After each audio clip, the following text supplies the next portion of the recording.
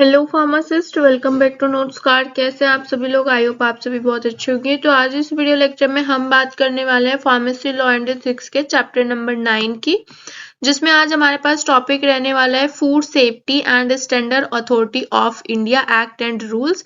यानी कि आज हम फूड सेफ्टी के बारे में बात करने वाले हैं। ठीक है, इसमें कुछ बेसिक ओवरव्यू रहने वाला है, मैन्युफैक्चरिंग रिलेटेड कुछ टॉपिक्स रहने वाले हैं, स्टोरेज, सेल्स, लेबलिंग, और लास्ट में हम बात करेंगे कुछ इंपॉर्टेंट क्वेश्चन की। तो आपको ये वीडियो लास्ट तक देखनी है। लास्ट में आपको मिलेंगे कुछ इंपॉर्टेंट क्वेश्चन जो कि आपके एग्जाम के पॉइंट ऑफ व्यू से इंपॉर्टेंट हो सकते हैं। ठीक है, तो वीडियो को लास्ट तक देखिएगा। इस पर्टिकुलर वीडियो लेक्चर के जो नोट्स है वो एज यूजुअल हमारी वेबसाइट नोट्स कार्ड पे आपको मिल जाएगा, जिसका लिंक इस वीडियो के डिस्क्रिप्शन में अवेलेबल है। टॉपिक को स्टार्ट करने से पहले एक बार सिलेबस की ओर देख लेते हैं। तो आज हमें बात करनी है चैप्टर 9 में food safety and standard authority of India act and rules, जिसमें हमें ब्रीफ ओवरव्यू के बारे में बात करनी है, FSSAI के बारे में बात करनी है, और उससे रिलेटेड जो भी मैन्युफैक्चर कंडीशंस हैं, ठीक है, टर्म्स हैं, स्टोरेज टर्म्स हैं, सेल्स हैं, लेबलिंग है फूड सप्लीमेंट में, वो आज हम बात करने वाले हैं। सबसे पहले हम बात करने वाले हैं बेसिक इंट्रोडक्शन ऑफ FSSAI। तो सबसे पहले हम बात करेंगे कि ये होता क्या है और किस टाइप से होता है। आज तक जो हमने पढ़ा है इथिक्स एंड लॉ में, वो आपने ड्रग एंड कॉस्मेटिक एक्ट पढ़ा होगा, ठीक है, उसके साथ साथ कोई और अदर एक्ट्स पढ़े होंगे। तो आज हम बात करने वाले हैं FSSAI यानी कि फूड सेफ्टी के लिए जो एक्ट बने हैं। ठीक है, मार्केट में अगर कोई फूड सप्लीमेंट्स आते हैं या फिर कोई फार्मा, जैसे आपने फार्मा इंडस्ट्री के बारे में पढ़ा है, वैसे फूड इंडस्ट्री भी होती है, तो उनके इंस्पेक्शंस में क्या होता है, उनकी सेफ्टी के लिए क्या होता है, उनके लिए क्या रूल रेगुलेशंस होते हैं, क्या उनके लिए कोई इंस्पेक्शन होता है या नहीं होता है, कि भाई ऐसा तो नहीं है कि ये ड्रग अलग है और फूड का कोई मैटर नहीं है, तो कोई भी इंडस्ट्री, फूड इंडस्ट्री कुछ भी फूड बना के सेल कर देती है, ठीक है, मार्केट में पहुंचा देती है। तो ऐसा नहीं है। जैसे हमारा फार्मा इंडस्ट्री के लिए रूल रेगुलेशन होते थे, वैसे ही हमारा फूड इंडस्ट्री के लिए भी कुछ रूल रेगुलेशन होते हैं। बस बात इतना है कि उनको कोई और अथॉरिटी असेंबल करती थी, इनको कोई और अथॉरिटी हैंडल करती है। ठीक है, तो आज हम बात करने वाले हैं FSSAI। तो सबसे पहले तो इसकी जो फुल फॉर्म है वो आप देख सकते हैं। सबसे पहले जो फुल फॉर्म है वो है food safety and standard authority of India. ये भी क्या है, ये एक एक्ट के अकॉर्डिंग बना था जो 2006 में आया था। Food safety and standard act 2006 के अंतर्गत ये आता है, जिसमें हमने एक अथॉरिटी को लॉन्च किया था, food safety and standard authority of India, जिनका काम होता था कुछ लीगल फ्रेमवर्क को हैंडल करना रिगार्डिंग फूड। ठीक है, जितनी भी फूड इंडस्ट्री है उनका मैन्युफैक्चरिंग से लेके, उनका सेल से लेके, उनका पैकेज से लेके, ये सारा का सारा जो भी इंस्पेक्शन के अंदर आते हैं, उनकी सेफ्टी के लिए जो भी वो लीगल एक्शंस लेते हैं, वो सब किस में आता है, food safety and standard authority of India act में आता है। ठीक है, आपका स्टेबलाइज कब हुआ था? 2006 में हुआ था।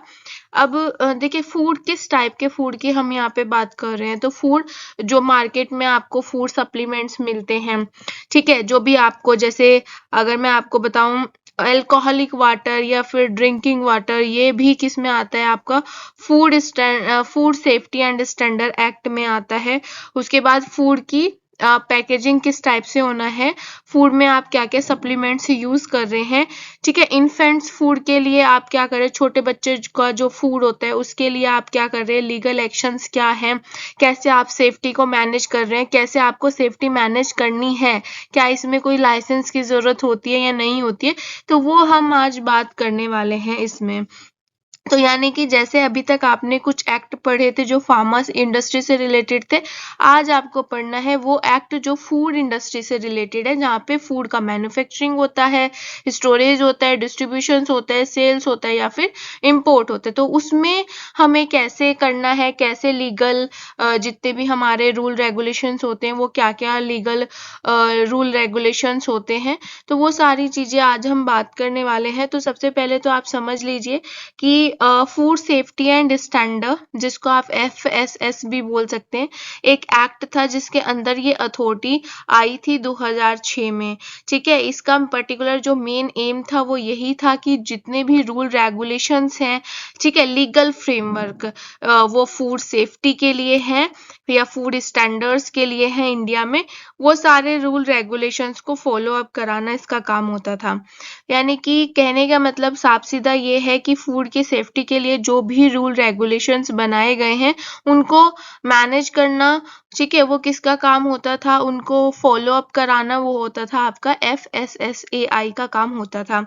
ठीक है, ये कब स्टेबलाइज्ड हुआ था वो मैंने आपको बता दिया, 2006 में हुआ था। सेंट्रल रेगुलेटरी अथॉरिटी की रिस्पॉन्सिबिलिटी पे हुआ था। ठीक है, जिसने क्या देखा, फूड की सेफ्टी के लिए, रेगुलेटिंग के लिए मैन्युफैक्चर को देखा, स्टोरेज कैसे करनी है वो देखा, डिस्ट्रीब्यूशन, सेल्स, इंपोर्ट किस टाइप से आपको करना है वो इसमें बताया गया। किसके लिए बताया गया, जिससे कि जो हमारा फूड है वो उसकी जो क्वालिटी है वो सही रहे, ठीक है, और जो ह्यूमन बींग्स का जो हेल्थ है वो बिल्कुल फिट रहे, इंश्योर कर ले कि भाई आप जिस टाइप का फूड बनाने की कोशिश, क्योंकि अगर ये रूल रेगुलेशंस ना होता फिर तो क्या होता, फिर ना कोई सेफ्टी का कोई प्रोपेगेंडा होता कि भाई सेफ्टी के लिए हमें कुछ यूज करना है, कुछ भी कोई भी बना के जा रहा है तो कहीं ना कहीं वो हेल्थ को क्या कर सकता था, इफेक्ट कर सकता था। तो ह्यूमन की हेल्थ को सेफ रखने के लिए, फिट रखने के लिए ये सारी चीजें यहाँ पे आई। उसके बाद under the FSSAI act all food business operators, यानी कि जो भी फूड बिजनेस ऑपरेटर्स हैं, जो फूड का बिजनेस करते, चाहे वो मैन्युफैक्चरिंग कर रहे हैं, सेल कर रहे हैं, स्टोरेज कर रहे हैं या फिर डिस्ट्रीब्यूशन कर रहे हैं, ठीक है, मस्ट बी रजिस्टर और लाइसेंस। जैसे फार्मा कंपनी में लाइसेंस होता था तो इसके लिए भी लाइसेंस जरूरी है। ठीक है, किसके लिए जरूरी है, फूड जो भी हमारे यहाँ पे फूड बिजनेस ऑपरेटर है उनको एक लाइसेंस लेना बहुत जरूरी है विद द FSSAI, यानी कि food safety and standard authority of India से उनको लाइसेंस लेना जरूरी है और इनका भी इंस्पेक्शंस होता है। अगर ऐसा कोई बिजनेस सेटअप करता है तो जैसे फार्मा में क्या होता था, इंस्पेक्शन होता था, वैसे इसमें भी इंस्पेक्शंस होता है, देखा जाता है कि भाई किस टाइप का वाटर आप यूज कर रहे हैं खाना बनाने में, फूड को बनाने में। ठीक है, कुछ ऐसे सिंथेसाइज्ड फूड होते हैं जो क्या होते हैं कि मार्केट से आप लेके आते हैं और घर पे आप आके बना लेते हैं। ठीक है, जिसको हम क्या बोलते हैं, मेनली हम बोलते हैं उनको पार्शियली प्रोसीड्स। पार्शियली प्रोसीड्स का मतलब होते हैं जो मतलब आधे बने हुए हैं और आपको सिर्फ घर पे आके बनाना है। तो अगर कुछ इस टाइप के फूड्स हैं तो उन सारे फूड्स के लिए आपको क्या है, लाइसेंस की जरूरत पड़ेगी। Comply with the food safety, यानी कि फूड सेफ्टी के लिए standards lay down by the authority से आपको क्या करना है, ये आपको रजिस्टर कराना है। ठीक है, अब इसमें फूड का मतलब एक बात और आ जाती है कि जो मतलब किसान लोग होते हैं जो गेहूं वगैरह बनाते हैं, भाई उगाते हैं अपने खेतों में, तो उनके लिए ये रूल नहीं होता है। ठीक है, जैसे ही वो कहाँ पे चला जाएगा, जो फूड बिजनेस ऑपरेटर्स हैं उनके पास चला जाएगा कुछ बनाने के लिए, कुछ प्रोडक्ट बनाने के लिए, तो उनके वहां से वो रूल रेगुलेशन स्टार्ट हो जाते हैं। बट किसान फार्मर्स के लिए या जो फिश वगैरह का जो मच्छी पालन करते हैं उनके लिए ये रूल नहीं होता है। The act also provide for the appointment of food safety officers, ठीक है, and enforcement of penalties for non compliance, यानी कि इसके लिए भी एक फूड सेफ्टी ऑफिसर्स अपॉइंट होता है। ऐसे जैसे हमारा DI होता था, ड्रग इंस्पेक्टर होता था, वैसे यहाँ पे भी फूड सेफ्टी ऑफिसर अपॉइंट होता है। और अगर कुछ भी नॉन कंप्लायंस मिलती है, कुछ भी मतलब बेकार मिलता है या फिर रूल रेगुलेशन के विरुद्ध मिलता है, तो इसमें भी क्या हो सकता है, पेनल्टीज हो सकती है या फिर आपको सजा भी हो सकती है। FSSAI जो है वो एक फ्रेम रेगुलेशंस है। फ्रेम रेगुलेशंस का मतलब है कि एक पूरा फ्रेम है जिसमें बहुत सारे रूल्स हैं, उनको रेगुलेट कराने के लिए अथॉरिटी होती है। ठीक है, on various factor of food safety, food safety के लिए सारे के सारे फैक्टर्स इंक्लूड होते हैं, जैसे कि स्टैंडर्ड्स होता है फूड प्रोडक्ट के लिए।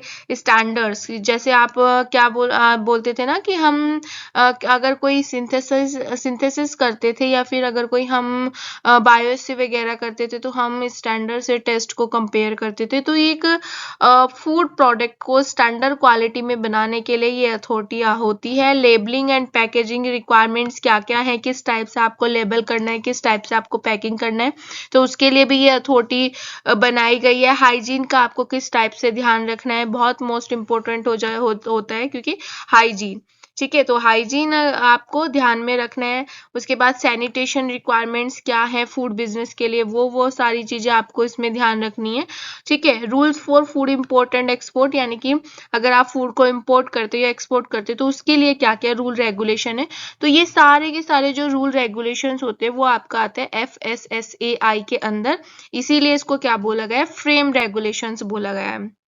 नेक्स्ट इसमें आते हैं some of the major regulation framed by the FSSAI including food safety and standard, ठीक है, यानी कि यहाँ पे क्या है, कुछ मेजर रेगुलेशंस हैं जो FSSAI के अंदर आते हैं, जैसे कि फूड सेफ्टी एंड स्टैंडर्ड, इसके लिए आपको लाइसेंस और रजिस्ट्रेशन की जरूरत होती है फूड बिजनेस के लिए। रेगुलेशंस 2011 से ये स्टेबलाइज्ड हुआ था, ठीक है। फूड सेफ्टी एंड स्टैंडर्ड जिसमें हमारा पैकेजिंग और लेबलिंग के अकॉर्डिंग क्या रूल रेगुलेशंस होने चाहिए वो सारी चीजें इसमें आती है। 2011 में ही भी ये भी स्टेबलाइज्ड हुआ था। उसके बाद फूड सेफ्टी एंड स्टैंडर्ड में ही आता है आपका prohibition and restriction on sales, यानी कि ऐसे कौन से प्रोडक्ट हैं जो रेस्ट्रिक्टेड हैं या फिर जिनको आप नहीं सेल कर सकते हो मार्केट में। तो ये कुछ इस टाइप के रूल रेगुलेशंस थे जो किसके अंदर में आते हैं, आपका FSSAI के अंदर में आते हैं। लाइसेंस से लेके, रजिस्ट्रेशन से लेके, पैकेजिंग से लेके, लेबलिंग से लेके, और क्या चीजें प्रोहिबिटेड है, रेस्ट्रिक्टेड है, वो सारी की सारी चीजें किस में आती है, आपका FSSAI में आती हैं, ठीक है। उसके बाद अगर बेसिक चीजें हैं कि भाई अगर एक्ट बनाया गया है तो डेफिनेटली सी बात है उसमें रूल भी होंगे, बट वो रूल रेगुलेशंस वो ह्यूमन बीइंग की सेफ्टी के लिए होते हैं, ठीक है, हमारी सेफ्टी के लिए होते हैं। अगर फार्मा में इंस्पेक्शन ना होता तो कुछ भी लोग कुछ भी बना देते, तो वो कहाँ पे जाता, मार्केट में जाता, मार्केट में जाने के बाद वो लोगों को क्या करता, हार्म करता। ऐसे ही सेम सारी चीजें क्या होती है फूड इंडस्ट्रीज में भी होती है, जो फूड इंडस्ट्रीज होती है उनमें भी इंस्पेक्शन इसीलिए होते हैं कि भाई आगे जब वो मार्केट में जाए और लोगों को मिले तो उनकी जो हेल्थ है उस पर कोई हार्मफुल इफेक्ट शो ना करे। तो यहाँ पे ये लास्ट पॉइंट यही दिया हुआ है कि FSSAI जो एक्ट है वो इसलिए बना था, जितने भी इसमें रूल रेगुलेशन से, जितने भी इसमें लीगल फ्रेमवर्क था वो सिर्फ और सिर्फ फूड की सेफ्टी के लिए और फूड को एक स्टैंडर्ड क्वालिटी में रखने के लिए इंडिया में आया था। और इसका जो पर्टिकुलर एम था वो यही था कि हेल्थ जो रहे वो प्रोटेक्टिव रहे, ठीक है, हार्मफुल ना पहुंचे किसी फूड को खाने से, और जो वहां पे कंट्री में जो लोग हैं वो क्या रहे, अच्छे रहे, हेल्दी रहे।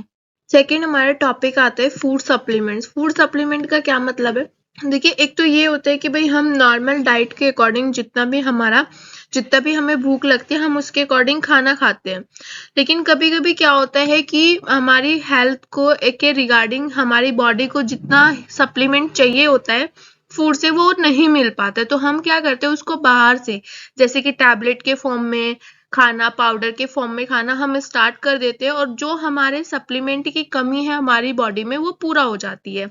जैसे सपोज कीजिए कि अगर आप दिन में 5 रोटी खाते हैं और आपकी बॉडी को जितना सप्लीमेंट की जरूरत है, जितना न्यूट्रिशन की जरूरत है वो अगर फूड से मिल रहा है तो बहुत अच्छी बात है। लेकिन अगर आपकी जो भूख है वो कम है, जैसे आप अगर 2 रोटी खा रहे हैं लेकिन आपकी जो बॉडी है उसको क्या चाहिए, ज्यादा न्यूट्रिशन चाहिए, तो उसके लिए हम क्या करेंगे, बाहर से कुछ ऐसे फूड सप्लीमेंट्स देंगे जो आपकी बॉडी में उन न्यूट्रिशन को पूरा करेगा, ठीक है, that is the food supplement. जैसे बच्चों के लिए कुछ फूड सप्लीमेंट्स आते हैं, पाउडर्स आते हैं, बड़ों के लिए कुछ टैबलेट्स आती हैं, ओमेगा करके टैबलेट्स आती हैं, तो ये क्या है, सप्लीमेंट्स हैं, ठीक है, जो आयुर्वेदा भी हो सकती हैं, मतलब हर्बल भी हो सकती हैं और आपका एलोपैथी भी हो सकती हैं, तो डिपेंड करता है कि कौन सा कैटेगरी वाइज आप चूज करते हैं, ठीक है। तो food supplement are defined as concentrated source of nutrients और अदर सब्सटेंस विद न्यूट्रिशनल और physiological effect intended to supplement the normal diet, यानी कि फूड सप्लीमेंट्स वो सप्लीमेंट्स होते हैं जो क्या होते हैं, बेसिकली सोर्स होते हैं न्यूट्रिएंट्स के, यानी कि जो न्यूट्रिशन आपको फूड से मिलता है और अगर आपको भूख नहीं लग रही है, आप खाना उतना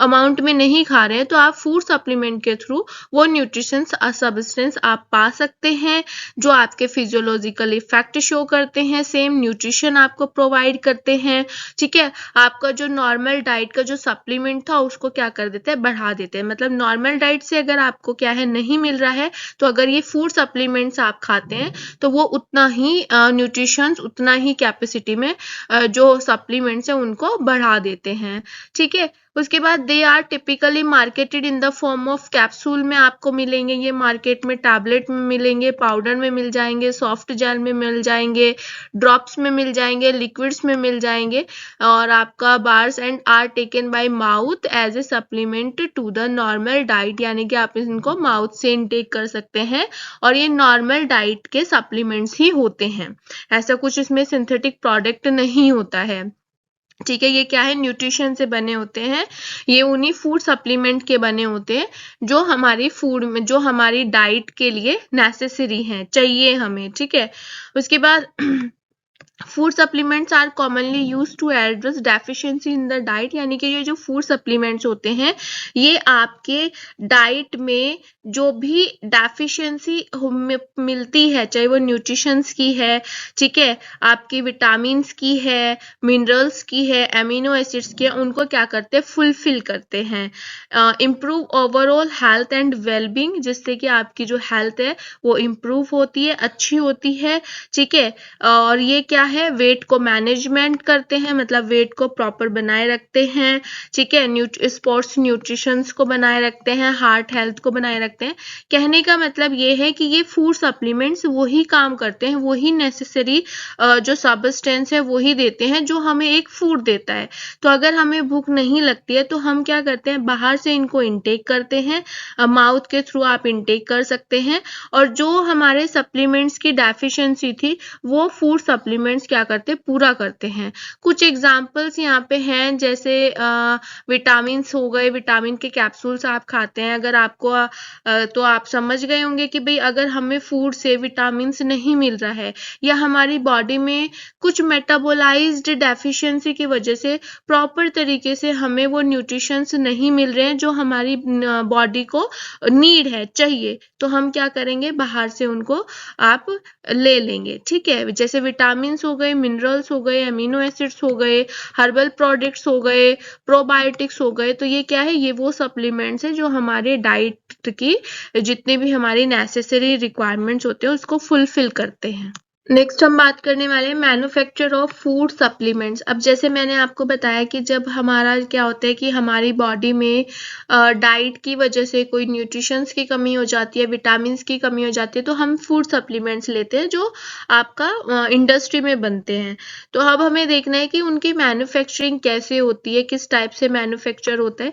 तो जैसे फार्मा कंपनी में प्रोसीजर चलता था, यहाँ पे आपको कुछ लाइन्स भी दिख रही हैं, हेडिंग्स हैं, जैसे कि गुड मैन्युफैक्चरिंग प्रोसेस, ये हमारा इंडस्ट्री में भी होता था, रॉ मटेरियल रिसोर्सिंग भी हमारा इंडस्ट्री, ड्रग इंडस्ट्री में भी होता था, ठीक है, जहाँ पे ड्रग्स बनती थी। प्रोडक्शन प्रोसेस भी हमारा होता था, टेस्टिंग एंड क्वालिटी कंट्रोल भी होता था, पैकेजिंग भी होता था। तो बाकी सारी चीजें सेम है, लेकिन क्या हमारा रहेगा, यहाँ पे हम जो बना रहे हैं, मैन्युफैक्चर कर रहे हैं, सेल कर रहे हैं, वो क्या कर रहे हैं, फूड सप्लीमेंट्स कर रहे हैं। तो ऐसा नहीं है कि भाई फूड सप्लीमेंट है तो इनके लिए कोई रूल रेगुलेशन नहीं होगा, इनका कोई सेफ्टी चेक नहीं होगा, इनका कोई क्वालिटी नहीं होगी, तो ऐसा बिल्कुल भी नहीं है। इसके लिए भी हमें क्या करना है, the manufacture of food supplement is a regulated industry, यानी कि इसमें भी क्या है, रूल रेगुलेशंस हैं with strict standard in place to ensure and safety the quality of these product, यानी कि यहाँ पे भी हमें स्ट्रिक्टनेस अपनाना है, ठीक है, सेफ्टी का ध्यान रखना है, क्वालिटी का ध्यान रखना है फॉर ह्यूमन बीइंग के लिए, यानी कि ह्यूमन बीइंग हेल्थ के लिए। उसके बाद the regulation vary from country to country, यानी कि ये क्या करता है, कंट्री टू कंट्री बेस्ड करता है, रेगुलेशन किस टाइप का होना चाहिए, क्या क्या रूल रेगुलेशंस होने चाहिए। बट यहाँ पे कुछ जर्नल की फैक्टर्स हैं जो सबके लिए इक्वल ही होते हैं, जैसे कि अगर आप फूड सप्लीमेंट्स बनाते हैं तो आपको गुड मैन्युफैक्चरिंग प्रैक्टिस का ध्यान रखना है, जिसमें क्या होता है, जिसमें कुछ गाइडलाइंस होती हैं प्रोडक्शंस के लिए, कंट्रोल के लिए, स्टोरेज के लिए, ठीक है। तो आपको उनकी सेफ्टी, फूड सप्लीमेंट की सेफ्टी और क्वालिटी को ध्यान में रखते हुए जो भी गाइडलाइंस है उनको प्रॉपर तरीके से आपको फॉलो करना है। That is good manufacturing practice. Second इसमें आते हैं रॉ मटेरियल सोर्सिंग। तो रॉ मटेरियल, फूड सप्लीमेंट का जो मैन्युफैक्चरिंग रॉ मटेरियल है वो हाई क्वालिटी का होना चाहिए, ठीक है, अच्छा होना चाहिए। उसके बाद जिससे आप खरीदते हैं आपका रेपुटेड सप्लायर होना चाहिए। ऐसा नहीं कोई भी आपको दे रहा है, सप्लाई कर दे रहा है। तो अच्छे सप्लायर से आपको रॉ मटेरियल खरीदना है, क्योंकि ये क्या है, ये आगे जाके ह्यूमन बीइंग की जो हेल्थ है उसी को ये इफेक्ट करेगा। तो आपको इसका ध्यान रखना है। उसकी पूरी प्योरिटी, पोटेंसी, क्वालिटी का आपको इसमें ज्यादा ध्यान रखना है, ठीक है। उसके बाद प्रोडक्शन प्रोसेस, कैसे, किस प्रोडक्शन मतलब बनना। तो जो फूड सप्लीमेंट मैन्युफैक्चर होता है तो वो जो प्रोडक्शन है वो प्रॉपरली स्ट्रिक्ट, जो भी रूल रेगुलेशंस हैं, जो भी प्रोसेस है उसको फॉलो करना चाहिए स्ट्रिक्टली, ठीक है। उसके बाद इंश्योर कर लें कि जो सप्लीमेंट्स हैं वो बिल्कुल जहां बन रहे हैं सप्लीमेंट्स वो बिल्कुल क्लीन होना चाहिए। हाइजीन इन्वायरमेंट का आपको डेफिनेटली ध्यान रखना चाहिए। उसके बाद वहां का जो एरिया है वो क्या होना चाहिए, कंटामिनेशन से फ्री होना चाहिए, फ्री फ्रॉम कंटामिनेशन। कोई भी वहां पे गंदगी या फिर कोई भी वहां पे कंटामिनेशन नहीं होना चाहिए। नेक्स्ट इसमें आता है टेस्टिंग एंड क्वालिटी कंट्रोल। तो जैसे हमारी ड्रग की क्वालिटी कंट्रोल होती थी, टेस्टिंग होता था, वैसे आपका फूड सप्लीमेंट का भी टेस्टिंग होगा। तो इसमें क्या होता है, इंश्योर कर ले कि जो हमारा फिनिश्ड प्रोडक्ट बना है वो सही से बना है या नहीं बना है, उसकी क्वालिटी सही है या नहीं सही है, ठीक है। फॉर सेफ्टी पर्पज उसके कितना इंश्योर कर ले कि भाई कितना सेफ है, कितना क्वालिटी अच्छी है, ये सारी चीजें आप एक बार इंश्योर कर ले, टेस्टिंग करके, ठीक है। नेक्स्ट इसमें आता है पैकेजिंग एंड लेबलिंग। तो जो हम फूड सप्लीमेंट की पैकेजिंग और लेबलिंग करते हैं तो वो भी हमें किसके थ्रू, रेगुलेशंस के थ्रू ही करना है। जो भी वहाँ पे रिलीवेंट अथॉरिटी के थ्रू वहाँ पे जो भी रूल रेगुलेशन सेट हुआ है उसके अकॉर्डिंग ही करना है। जैसे अगर प्रॉपर वार्निंग हमें लिखनी है तो वो हम इंक्लूड करें, कोई प्रिकॉशंस स्टेटमेंट है वो इंक्लूड करें इफ नेसेसरी, अगर नेसेसरी है। और अगर जो भी वहाँ की रिलीवेंट अथॉरिटी है उसने बोला है कोई रूल रेगुलेशंस है तो उसके अकॉर्डिंग ही हम वहाँ पे स्टेटमेंट लिखें। That is packaging and labelling. Next हमारे पास आता है स्टोरेज, सेल एंड लेबलिंग और फूड सप्लीमेंट्स। यानी कि जो आपने फूड सप्लीमेंट बनाया है उसका स्टोरेज कैसा होना चाहिए, उसका सेल कैसा होना चाहिए, लेबलिंग कैसे होनी चाहिए। तो अगर इंडिया की बात की जाए तो जो स्टोरेज है, सेल है, लेबलिंग है फूड सप्लीमेंट की, वो कौन रेगुलेट करता है, food safety and standard authority of India set करती है। जो किसके अंडर में आता है, food safety and standard act 2006 के अंदर आता है। यानी कि ये दोनों अलग अलग है। कहने का मतलब ये है कि जो food safety and standard act है उसने ये बनाया था, जो इसको हमने नाम दिया है FSSAI। तो ये आपको ध्यान रखना है। तो इसमें कुछ रूल रेगुलेशंस होते थे जो हम अभी बात करने वाले हैं। जैसे कि स्टोरेज की अगर बात की जाए तो फूड सप्लीमेंट जो स्टोर होना चाहिए वो एक क्लीन और हाइजीन इन्वायरमेंट में होना चाहिए, ठीक है। उसके बाद must be protected for contamination, यानी कि वहां पे कोई भी कंटामिनेशन ना हो, ठीक है। ये आपको इसमें ध्यान रखना है। प्रॉपर स्टोरेज कंडीशन, जैसे कि टेम्परेचर का आपको ध्यान रखना है, ह्यूमिडिटी कंट्रोल का आपका ध्यान रखना है, किसका कितना टेम्परेचर है, फूड को कितना टाइम पे वो सर्वाइव कर सकता है, कितने टेम्परेचर पे वो सर्वाइव कर सकता है। तो ये आपको इसमें ध्यान रखना है।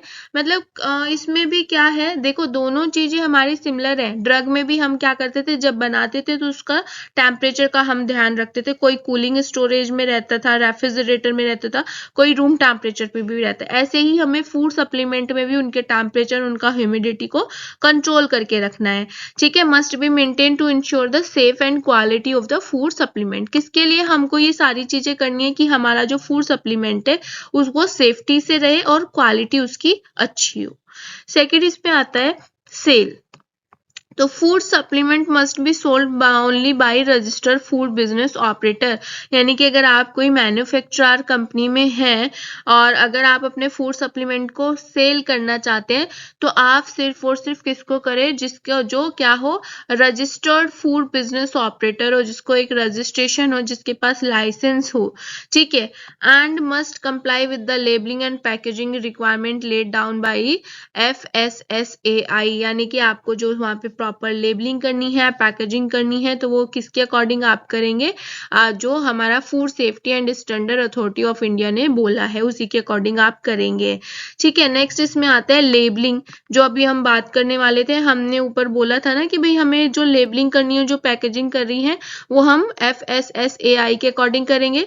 तो लेबलिंग हमें कैसे करना है, तो जो फूड सप्लीमेंट का लेबल होगा उसमें वो सारी रिलेवेंट इंफॉर्मेशन होंगी जो नेसेसरी होगी, जैसे कि including name and address of the manufacturer, कहाँ पे बना है, किस कंपनी ने उसको बनाया है, एड्रेस कहाँ का है, name of the food supplement, क्या आपने बनाया है, उसके बाद उसमें कौन कौन से इंग्रेडिएंट्स आपने डाले हैं मैन्युफैक्चर करते टाइम, उसके बाद डेली डोज रिकमेंड कितना है, कितना डोज में आप ले सकते हैं, बच्चों के लिए कितना है, बड़ों के लिए कितना है, ये सारी चीजें आपको उसमें डालनी है जब आप उसमें लेबलिंग करेंगे, ठीक है। उसके बाद अगर कोई प्रिकॉशंस होता है, वार्निंग होता है, कोई ऐसा स्टेटमेंट है, तो वो भी आप डेफिनेटली इसमें डालेंगे। And must comply with the food safety and standard regulation 2011, यानी कि आपको सारी की सारी चीजें जो भी अगर लेबलिंग आप करते हैं तो वो आपको लेबलिंग एंड डिस्प्ले रेगुलेशन के अंदर ही करनी है, क्योंकि अभी हमने पीछे पढ़ा था